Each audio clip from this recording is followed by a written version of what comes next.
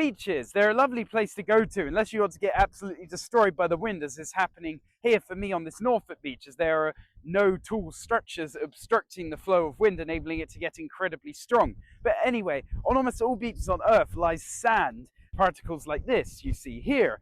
But how does this sand form in the first place? Because it's not just unique to Earth, because there are other planets in the solar system, such as Mars, which have this sand, and there are places like Titan, a moon of Saturn, which is theorized to have sand and beaches as well. But why does it exist specifically on Earth? Well, the cause of it is mainly large rocks on things such as mountains and along riverbanks that crash into one another, being broken down over time. And also they are broken down by things like ice, water, and the winds, which is also causing my camera to shake constantly.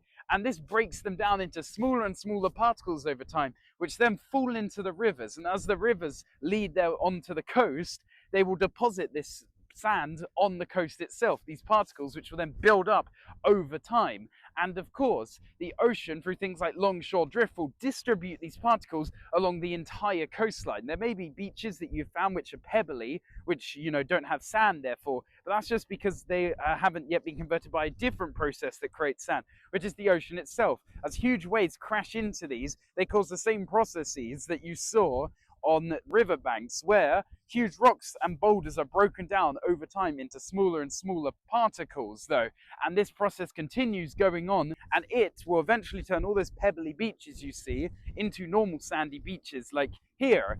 And the final way in which beaches form through sand is through dead animals like crustaceans and animals with shells, and these are eventually broken down over time to form these tiny little sharp particles which are deposited onto the beach and cause it to form. And there is a rare final way in which sand can form, and it's through volcanic eruptions. Like if you've seen the Odyssey, you'll know this because they filmed the scene on a volcanic beach in Iceland where huge amounts of basalt and other igneous rocks have been deposited onto beaches and had crashed into each other on the way there until they were broken down into incredibly tiny particles. And of course, sand particles are incredibly tiny. Here's a bunch of them under a microscope. And in fact, remember that pile of sand I dropped at the beginning? There were about as many particles of sand within my hands there as humans exist on the Earth right now.